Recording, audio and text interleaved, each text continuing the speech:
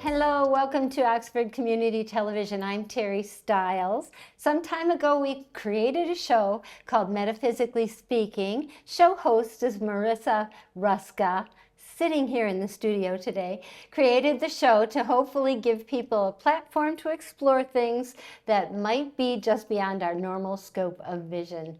Lately, there seems to be an overt curiosity about things or even the use of energies that we can't always see or easily explain.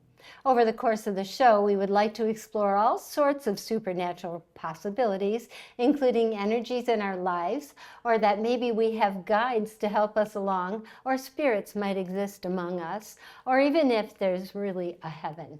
And if you look around on the internet or on cable TV, you'll notice a growing interest in things that we cannot see or control.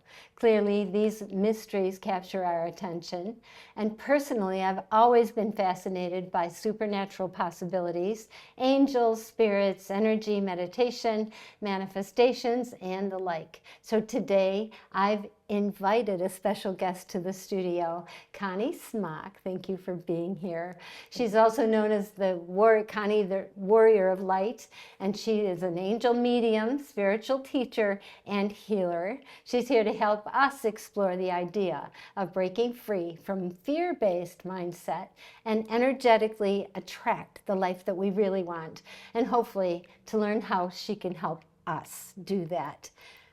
Thank you. Welcome back to the studio. This is part 2 because there's so much that Connie knows that can help us, I think, in our daily lives, really. Starting with, I have such a hard time with meditation. I know, let's talk about first the classes that you give, what your expertise is. And then we'll get into meditation. Sure. Thank you for that. Thank you, Teri, for me being here. I love this. I love creating awareness. So great. So I have psychic mediumship courses where I teach people how to do this. Anyone can do it. People say, well, I'm not telepathic. You sure are. You just got to work it, right? Then there's an empath class that I'm actually teaching that's in person. And then there's, I'm trying to think of, let's back up. Telepathic classes do what? What do they teach? When I run the classes, it's a week-long course. It's a psychic medium mentorship program. Okay. And we start off by each day we work on a clair. So there's 4 primary ways of receiving information. So each one we will take and let's say clairaudience where it's all hearing. So we will do, in the morning we always do, it's all through Zoom, and then we will do Qigong exercises or yoga. We clear the chakras, protect the energy field. I teach you all the ins and the outs about the spirit world, what energies are and how they affect you, how they can affect your connection. And then we go into hypnotherapy guided meditation to help unlock the subconscious, to help unlock those gifts every single day. So each clair has its own meditation to open up that gift safely, because you don't want to do it all at once, but it definitely does it safely. And then in the afternoon we practice. So you give a reading and at least receive at least one reading every single day. So that trust that you were talking about in the first segment, it helps to develop trust. I actually received a text message from someone a couple of weeks ago and said, I can't believe this. I just delivered a message from someone on the other side, and thank you so much for giving me the tools to be able to trust that what I'm getting is information, and to be able to say it in a way that's that eases people and that will make it easy for the person who's delivering the message too. Because it's not easy saying, hey, I'm getting this information. I think it's from a loved one. What do I do with this, right? Yeah. So when you know and you have a couple little techniques that can ease into it, then it can help it. Yeah, you mentioned, so it's not scary. So it's not for both the giver and the receiver, I imagine. It's got to be scary to give the first message, to trust that you're giving the right message to somebody. It is very scary.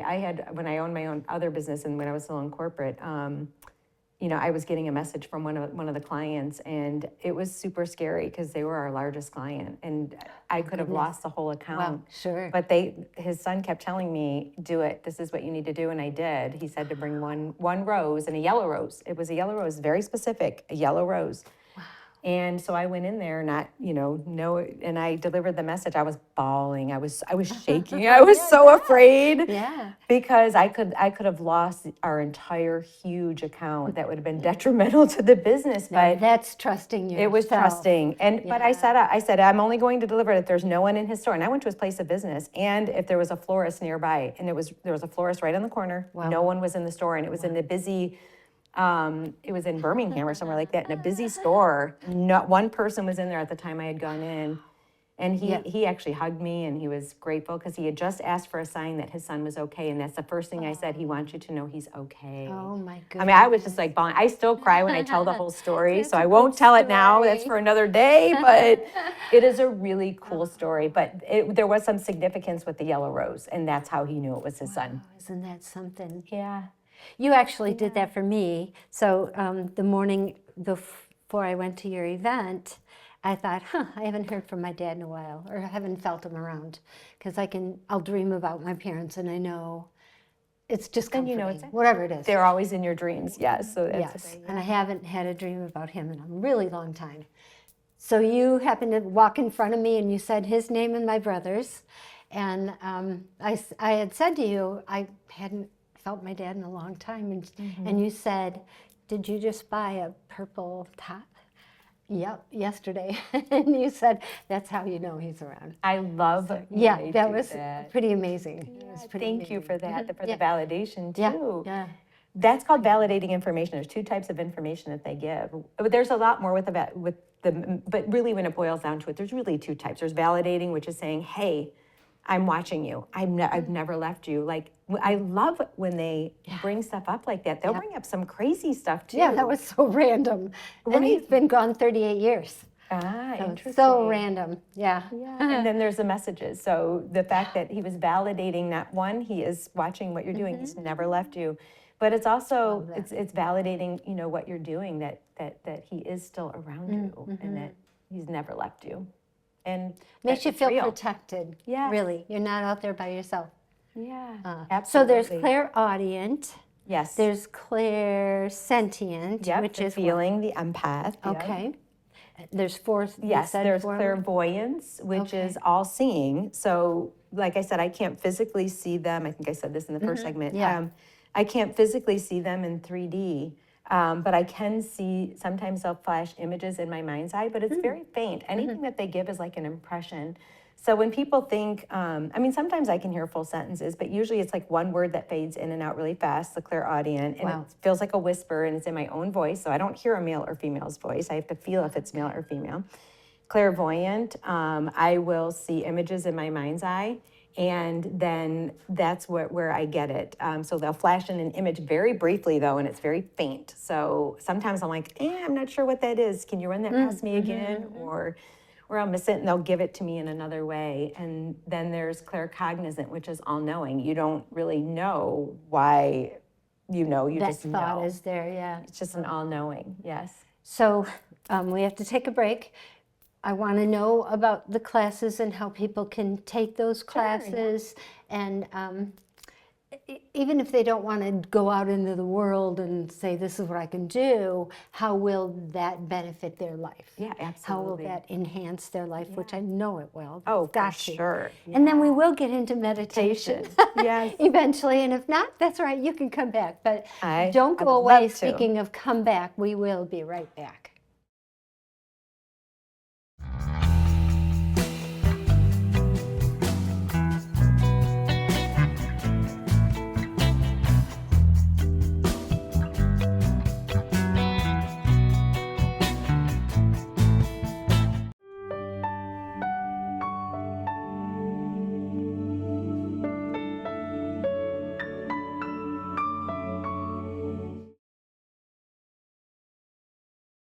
Welcome back to Metaphysically Speaking. I'm Teri Stiles with a very special guest, Connie Smock.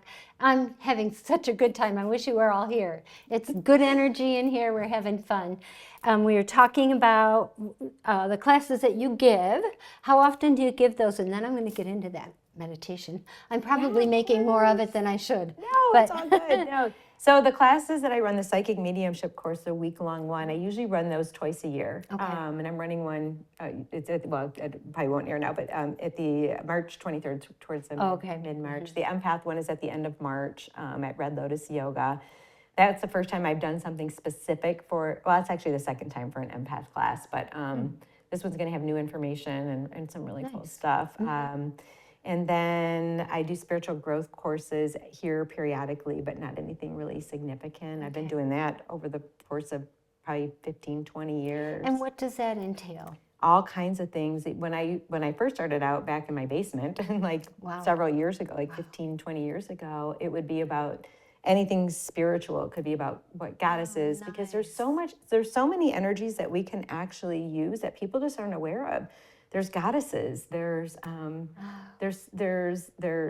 different types of deities, and I believe in all of them. I believe in all the religions, that they all boil down to really the same thing. And to me, the more good energy I can have, I'll use them all.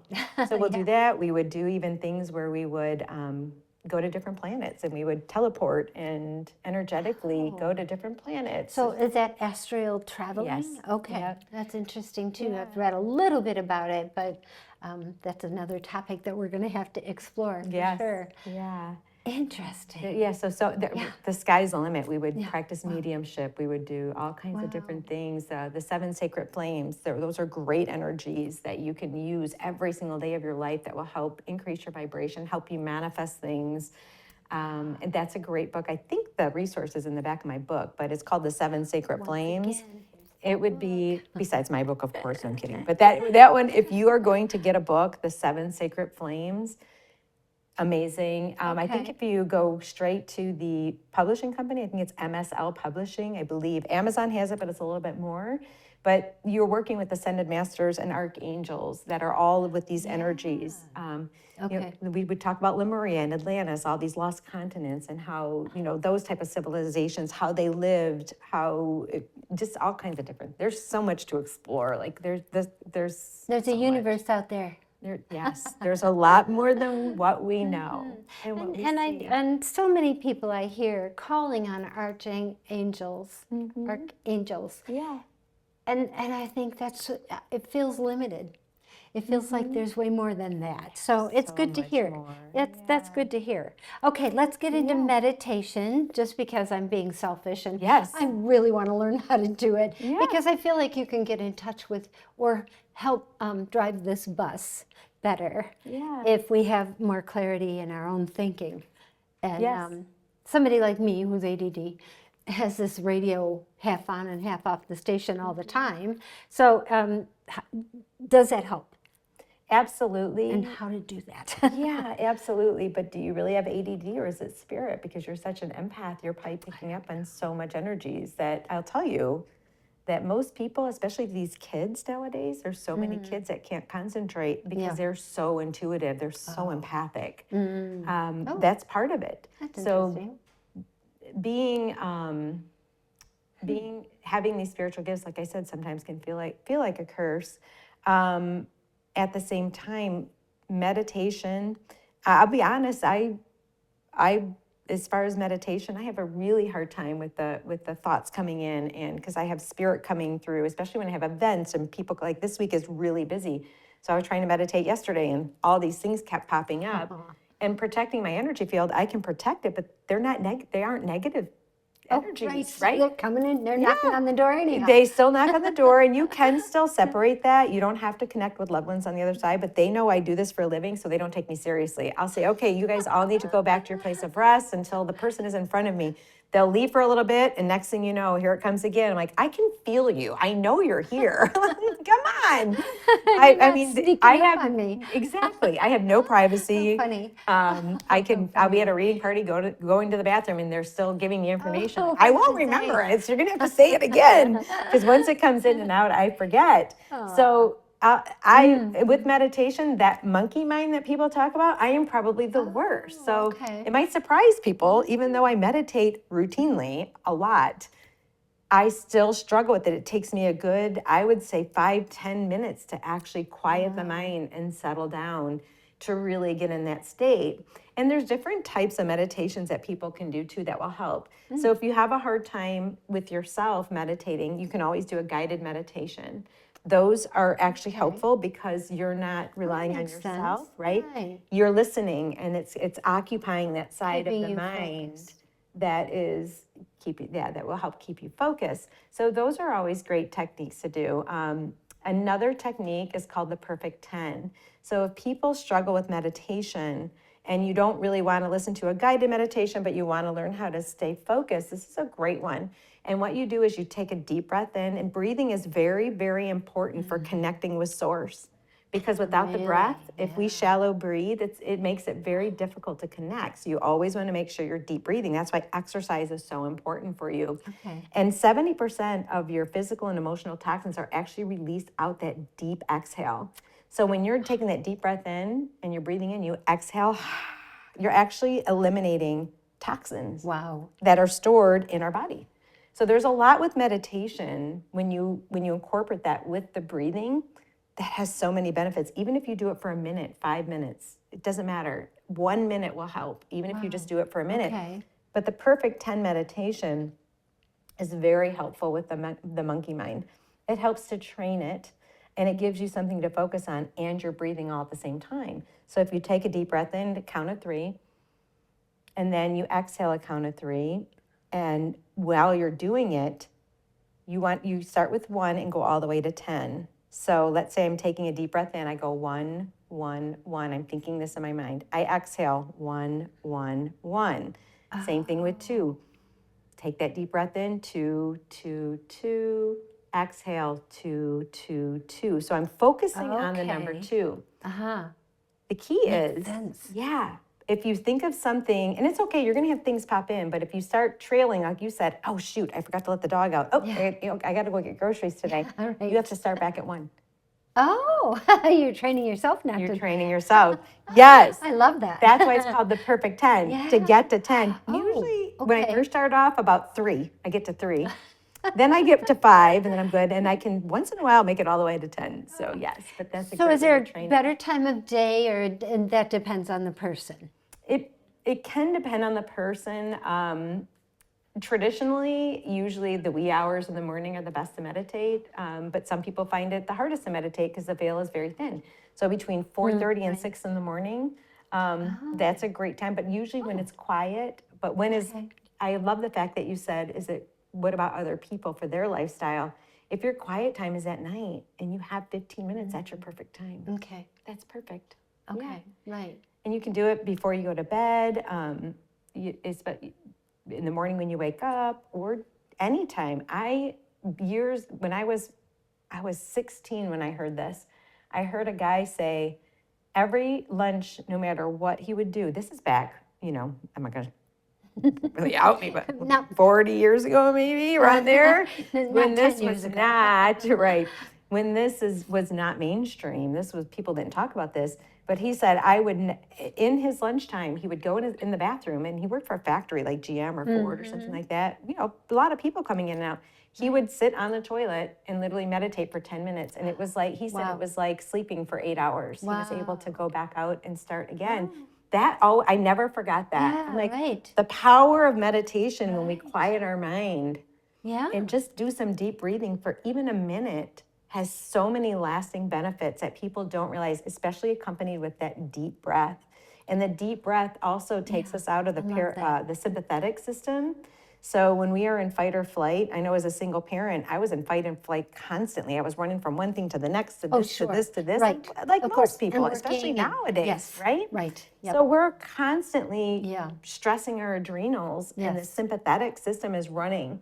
Yeah. We need to take ourselves out of that, and that moving into the parasympathetic, which is rest and digest. We do that by that deep breathing and that meditation. You don't have to, even if you can just deep breathe, you're really busy. Anybody can find a minute, right? Anybody can, even if, and I'm not suggesting to meditate while you're driving, everyone, but if you're driving, do Take your a deep deep breath. breathing on the way to work. Yep. Takes 3 deep breaths, right? funny. Set a thing 3 times a day. I have a sticker on my dashboard. Perfect. Whatever works. Put something on your phone. Yeah, right. It really is I can't say enough about that. If you do nothing else, the bare minimum, if you did that, your life will start to shift and change. Love that. Stay Yeah. connected with yourself that way. Yeah. We have to take another break and then it's almost over. I Aw. hate this. So don't go away. We will be right back.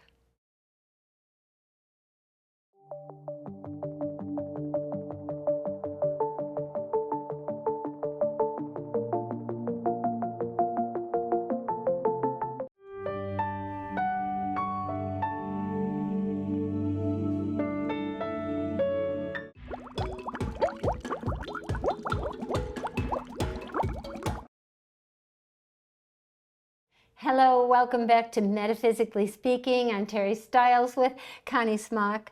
Oh, our time has gone so quickly. It does, yeah. I've so enjoyed this.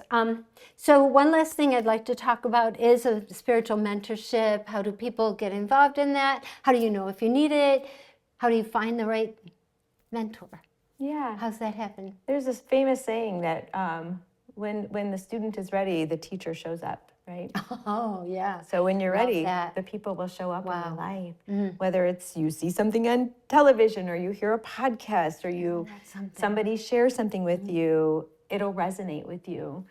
And I've had multiple mentors in my life. I mean, obviously my mom was my biggest So fortunate, one. yeah. Yeah, I mean, she was a huge mentor with spirit and guidance and all of that stuff. So again, I was very fortunate. I have had others who's been an influence, and some of them are actually in Oxford. Hannah over at Soothe Your Soul, which used to be. Oh, isn't she lovely? She's amazing. Yeah. The Giving Tree Collection. She's a huge mentor. Diane, the angel lady in Metamora, Reverend Diane, is another one with the angels. So, and I've had astrologers, Robert and Pamela Taylor, and Laura May, who's out in Nashville now. It's just like you might have some mentors that you'll stay with, and you're going to take bits and pieces from everyone too. And sometimes you might learn something from this one, and something different from this one, and something different from this one. It's just like taking a course or taking different types of certifications, which I have obviously certification ADD because I have a ton of them, but it's because too I'm a Sagittarius and I love learning, so I never want to stop learning. So with that, you gain all of this knowledge from all these different sources and all these different people. But the biggest thing is what resonates with you. Like what you're ready to learn at that time. Yeah. Yeah, okay, that makes sense. Where are you? Uh-huh. And just like in the physical world, everything pertains to the physical world as it does to the spirit world. So in the spirit world, when we talk about guides, you may have a guide that you first start off with. And same with mentorship. You're reading my mind. That was my next question. Well, maybe I should do this for a living. So yes. I was just going to ask you that. There you go. So in the spirit world, what happens is you have a life guide who's with you for life. You have fairies, one fairy who's with you for life. You have one animal, one or two, three animal totems who are with you for life, and different archangels who are with you for life. But you have these guides that come and go. And if you think of it just like in school, and you start school and you go to kindergarten class, right? And after you graduate from there, most of the time, you go to first grade and you get a new teacher. Right. Once you get a teacher that specializes where you are in the moment, neither is better or worse than the other. It's what you need in this moment. Okay. When you graduate there, then you go to the next. You go to second grade and third grade and fourth. Sure. Same with the spirit world. You'll get constantly guides coming in. I've had so many different guides. Nice. But I do have some that have been with me for life, for sure. And not necessarily a relative. No, not necessarily a relative. So the thing about people who have, how about this? Sometimes a relative can have an agenda still, right? That's a whole nother segment, which we'll cover that. Sure is. Because yes, they're here to help you. Okay. Some, though, have their own agenda sometimes. So other than my mom, I've never connected with a loved one who's passed. I've connected with more sages, ascended masters, those type of guides. And are you asking for them, or are they just saying, okay, my They'll turn, present hi, Connie? They will when the student is ready, the teacher will show up. Wow. So yeah. Okay. So when I'm ready, they just give me, next thing you know, I'm like, oh wait, this feels like a different information. So, and you can do a meditation, just sit quietly, as much as you can, right? I know we talked about this, but, and take some deep breaths and make sure you protect yourself. Ask Archangel Michael to shield and protect, and only the highest of light beings in and around my energy field. All right, who is my guide? And just ask, get a pencil. I get more information when if you'll notice at Clarkson, I had a pad of paper. You did. I do that with the readings, because where I write to is usually grouped where the loved ones, like all of this, even though they're coming through at different times, will be the dad who passed. This will be mom, this is grandma, this is grandpa, and they are really, it's just, wherever I'm guided, I write. Yeah. So get a pad, you can go to the dollar store and grab a pad of paper like that and a pen, and just start writing a journal, because you may feel like you're making it up. Good, that's where you're supposed to be. If you feel like you're using your imagination, you're right where you're supposed to be. Oh, okay. And I don't care if you get fluff ball or a cigarette or a pineapple, Okay. write it. All right. And we'll get to that in another segment of what that means. So that's Figuring a out the whole symbols thing. okay. It can be symbols, but sometimes things haven't happened yet. And when you start keeping a journal of everything that you see, hear, and feel, you're going to start seeing things unfold. Like, oh my gosh, wait a minute, didn't I? Now this makes sense. Wow. Yeah. Okay. And they do speak to me in symbols a lot, or even animal spirit guides. They'll do that a lot, because that's the easiest and quickest way for them to get their attention to you. So loved ones on the other side, yes, they can absolutely guide you. 100%. They do it in every single reading. They want to help you. But if you're looking for like really like guidance, you can call on your loved one on the other side. I just choose to work with these, and except for my mom, because my mom, this is what she did for a living. So yeah. Right. yeah, so it's a little different with that, but you can, and yes. So I guess I'm going back and forth. Well, but so I often talk to my mom just for comfort. yes, Not that I feel her around every time I talk to her, but it makes me feel better. Yeah, So absolutely. that could be self medication, more or less. You know, just depending on your relatives that are gone, just to make yourself feel better. 100%. Right? And you can say, all right, Mom, I need to know you're still with me. What do I need to know today? Oh, interesting. And just write So I down hear everything you see, people hear, and feel. talk about cardinals and feathers, and they do send coins and feathers and They symbols. send all kinds of information. They're going to be sending information to you intuitively. You're going to be seeing things with feathers, coins, birds, animals, and they can jump into animal souls. So if you see this strange deer, that all of a sudden you're like, why is this deer doing this? It's staring at me, and it's not even running, and all the rest of them are running, and it's just staring at you. I just had that happen just the other day, and it was literally walked right up. All the other ones were gone, and this one walked straight up off my balcony. I took a picture of it, and it was like right there. And it just kept looking up at me, and I was like, and this chipmunk, another one, came running around and was with this, and stopped and looked. I put that one on my Facebook page. So you feel a connection with that. Yeah, Okay, I'm not crazy. Not crazy. They show up in a lot of different ways for you. Yeah. Especially crows. I don't know. Crows. Well, funny you should mention that. That's my mom's symbol. Whenever I know my mom's around, is a crow or a raven. That just gave me the chills. Me too. See how intuitive you are? This is proof. We're all intuitive. Everybody. See? Right? Wow. That's exactly. Fun. They work through people chills all too. over. I know. But they work through people to deliver messages. So the short answer, yes, your loved ones are absolutely here to comfort you. Yes, connect with them 100%. That's one of the main reasons why I teach mediumship. Just for me, when I want life guidance, I look to my life guides and my sages and my ascended masters for that. But to connect with loved ones, absolutely do it. You need to be doing that. Beautiful. 100% to know that they're there and You're feel that never connection. alone if you don't want to be. Yeah, and they've never left you. They just don't have their physical body. I love that. Yeah. They've never left you. And that's why I love when they give validating information about you just bought a purple shirt yesterday. The one lady in Clarkson, which I felt bad about, but I'm like, listen, were you just needing to buy a bra? But because it was so like, she's like, actually, yes. And she was actually something about she had it in her cart for Amazon. She had never pushed the button. So be careful of what you do. Yes. Because they're with you. Spirit may bring it up. Yes. Connie, yes. thank you so much. Thank It's you. been so fun. Yes, And she'll be me back. too. Thank you. I Yes, promise. absolutely, for sure. And thank you for watching.